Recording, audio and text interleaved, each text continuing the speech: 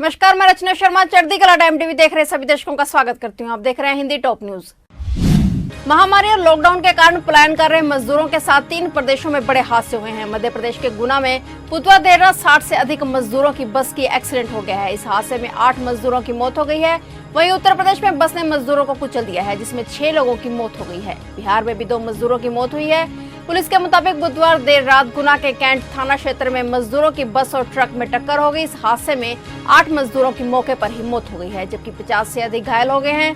घायलों का स्थानीय जिला अस्पताल में इलाज चल रहा है। यह सभी मजदूर महाराष्ट्र से उत्तर प्रदेश जा रहे थे। वित्त मंत्री निर्मला सीतारमण आज फिर प्रेस कॉन्फ्रेंस करेंगी। वे 20 लाख करोड़ के आर्थिक पैकेज से जुड़ी बाकी डिटेल्स को बताएंगी। बताया जा रहा है कि वित्त मंत्री आज कृषि सेक्टर और उससे जुड़ी गतिविधियों को लेकर बड़ा ऐलान कर सकती हैं। इसके साथ ही सप्लाई चेन को दुरुस्त करने के लिए मोदी सरकार की ओर से बड़ी राहत दी जा सकती है। आज निर्मला सीतारमण राहत पैकेज की दूसरी किस्त की जानकारी देंगी। देश में महामारी के आंकड़े लगातार बढ़ते ही जा रहे हैं। भारत में मरीजों की तादाद 78,000 तक जा पहुंची है, जबकि महामारी को मात देकर स्वस्थ होने वालों का आंकड़ा 26,235 तक जा पहुंचा है। हालांकि इस जंग में 2,549 लोगों ने दम तोड़ दिया है।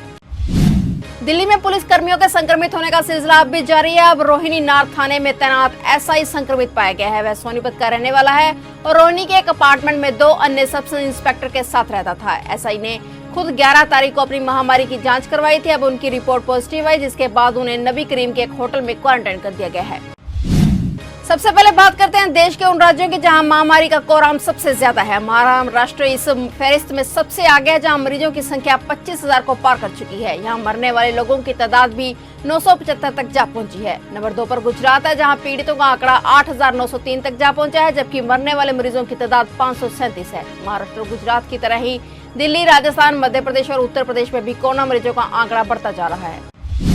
लॉकडाउन के बाद दिल्ली में मेट्रो कब चलेगी ये तो अभी तय नहीं है, लेकिन डीएमआरसी ने संक्रमण से बचाव के उपाय शुरू कर दिए हैं। इस सिलसिले में DMRC 264 metro station, 2,200 coach, 1,100 lift, escalator और 1,000 लिफ्ट की सफाई और मेंटेनेंस का काम शुरू कर चुकी है। इसके साथ साथ कोच के अंदर स्टेशनों पर मुसाफिरों के बीच सोशल डिस्टेंसिंग बनाए रखने का इंतजाम भी किया जा रहा है। डीएमआरसी ने कहा है कि मुसाफिरों की सुरक्षा के लिहाज से मेट्रो सेवा की शुरुआत करने से पहले सिग्नल ट्रैक और तमाम दूसरे तकनीकी पहलुओं की जांच की जा रही है। जांच और सफाई का काम पूरा कर लिया जाएगा। अमेरिका से व्यापार को लेकर चीन अपने ही जाल में फंसता दिख रहा है। अमेरिका के विदेश मंत्री माइक पोम्पियो ने 6 देशों के विदेश मंत्रियों से मंत्रणा कर चीन को सबक सिखाने का प्लान बनाया है। वहीं अमेरिकी सीनेट में एक ऐसा बिल आया है जो पास हो गया है, तो ट्रंप चीन पर प्रतिबंध की बरसात कर सकते हैं। अमेरिका के 9 सीनेटर्स वहां की संसद कांग्रेस में एक बिल लाए हैं जो राष्ट्रपति डोनाल्ड ट्रंप को चीन पर प्रतिबंध लगाने का अधिकार दे देगा। अगर ये अधिकार मिल गया तो ट्रंप चीन को जवाब दे सकते हैं। सीनेटर लिंडसे ग्राम के इस बिल को 8 सीनेटरों ने कांग्रेस के ऊपरी सदन सीनेट में पेश किया है।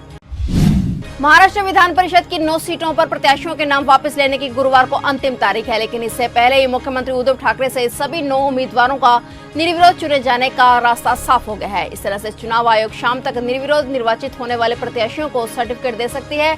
इसी के साथ सीएम उद्धव ठाकरे की कुर्सी पर छाया संवैधानिक संकट टल गया है। 9 सीटों के लिए सिर्फ 9 उम्मीदवार ही बचे हैं, जिसके चलते सभी का निर्विरोध चुना जाना तय है। भारत सरकार ने महामारी संकट के बीच एक बड़े आर्थिक पैकेज का ऐलान किया है। इस पर हर कोई अपनी प्रतिक्रिया दे रहा है। इस बीच एक प्रतिक्रिया लंदन से भी आई है। शराब कारोबारी विजय माल्या ने इस ऐलान पर केंद्र सरकार को बधाई दी है। साथ ही ये भी कहा है कि अब सरकार को उससे सारा पैसा वापस ले लेना चाहिए। विजय माल्या की ओर से ट्वीट किया गया कि वो सरकार के संकट के बीच रिलीफ पैकेज की बधाई देते हैं। सरकार जितना पैसा छापना चाहे छाप सकती है, लेकिन उन्हें माल्या जैसे एक छोटे सहयोगकर्ता को इग्नोर करना चाहिए जो स्टेट बैंक का सारा पैसा वापस लौटा जाना चाहता है। शराब कारोबारी ने लिखा है कि उससे सारा पैसा बिना शर्त के ले लीजिए और मामला खत्म कर दीजिए।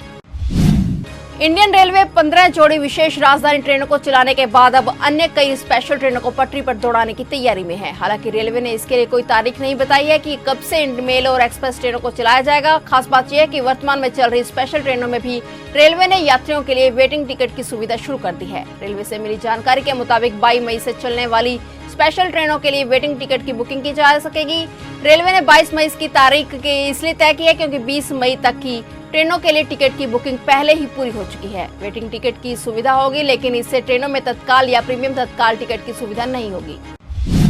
विश्व स्वास्थ्य संगठन ने आशंका जाहिर की है कि वैश्विक महामारी से जुड़ी बीमारी ऐसी हो सकती है जो कभी खत्म न हो। विश्व स्वास्थ्य संगठन ने कहा है कि हो सकता है कि ये वायरस समुदाय के बीच बना रहे जिसका भविष्य में कभी खात्मा न हो सके। विश्व स्वास्थ्य संगठन के हेल्थ इमरजेंसी प्रोग्राम के निदेशक डॉक्टर माइकल रेयान ने कहा है कि जैसे HIV खत्म नहीं हो सका वैसे ये वायरस भी हमारे बीच बना रह सकता है। रेयान ने कहा है कि हालांकि हमने ऐसे तरीके ढूंढ लिए हैं कि HIV से ग्रसित लोग भी ज्यादा दिनों तक स्वस्थ और जिंदा रह सकते हैं। उन्होंने कहा कि कोरोना वायरस को लेकर हमें यथार्थवादी होना पड़ेगा क्योंकि हमें नहीं पता कि यह बीमारी कब खत्म होगी।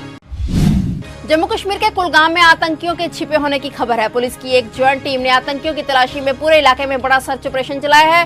34 RR बटालियन और सेंट्रल रिजर्व पुलिस फोर्स की टीम ने यमरा के पूरे इलाके को घेर कर कार्रवाई शुरू कर दी है। ज्वाइंट टीम ने संदिग्ध जगह की ओर से जैसे ही बढ़ना शुरू किया, आतंकियों ने भी गोलियां बरसानी शुरू कर दी हैं। पटियाला में जिले के ज्यादातर ठेकेदारों ने शराब के ठेके खोल दिए हैं। हालांकि कुछ अभी ठेके बंद पड़े हैं। जानकारी के मुताबिक शराब ठेकेदारों की प्रशासन के साथ हुई मीटिंग के बाद सरकार ने इनकी मांगों पर विचार के लिए एक कमेटी का गठन कर दिया है। यह कमेटी पिछले करीब 9 दिनों में इन ठेकेदारों के हुए नुकसान का आंकलन लगाकर रिपोर्ट सरकार को देगी। ठेके खुलने का समय सुबह 7 बजे से दोपहर 3 बजे तक रहेगा। होम डिलीवरी का विकल्प ठेकेदारों पर छोड़ दिया गया है।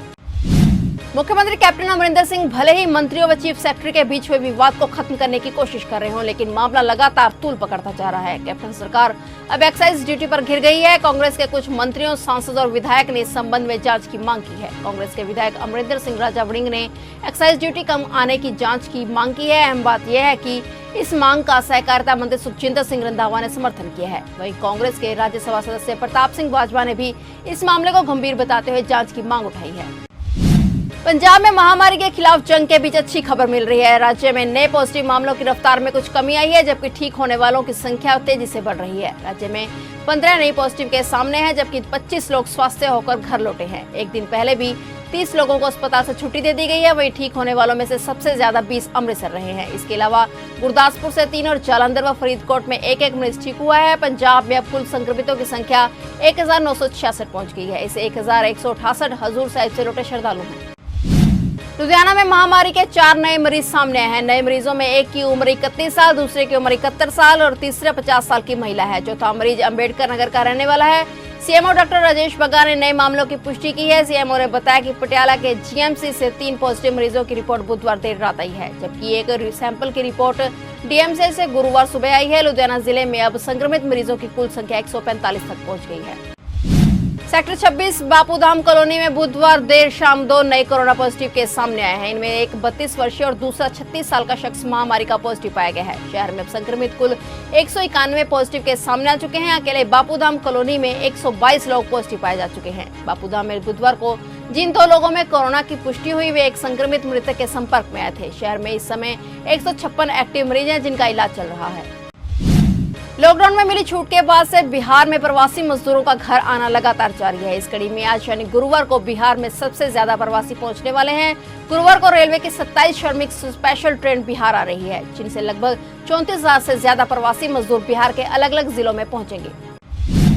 दिल्ली के गाजीपुर फल और सब्जी मंडी को 2 दिनों के लिए बंद कर दिया गया है। यहां सचिव और उप सचिव की महामारी की जांच रिपोर्ट पॉजिटिव आने के बाद प्रशासन ने मंडी को बंद करा दिया है। गाजीपुर फल और सब्जी बाजार के अध्यक्ष एसपी गुप्ता ने यह जानकारी दी है। गुप्ता ने बताया कि मंडी समिति के पदाधिकारियों के पॉजिटिव पाए जाने के बाद बाजार को सैनिटाइजेशन के लिए बंद कर दिया गया है। फल सब्जी मंडी को अगले 2 दिनों में सैनिटाइज किया जाएगा। देश और दुनिया में जानलेवा महामारी का कहर लगातार जारी है। बिहार में भी समय के साथ साथ इसके मामले बढ़ते जा रहे हैं। बिहार में संक्रमण के 65 नए मामले सामने आए। इसके बाद प्रदेश में संक्रमित मामलों की संख्या बढ़कर 944 हो गई है। बिहार में संक्रमण से अब तक कुल 7 मरीजों की मौत हो चुकी है। और अपडेट्स लेकर फिर से हाजिर होंगे, क्योंकि समाचारों का सिलसिला यहाँ कभी नहीं थमता।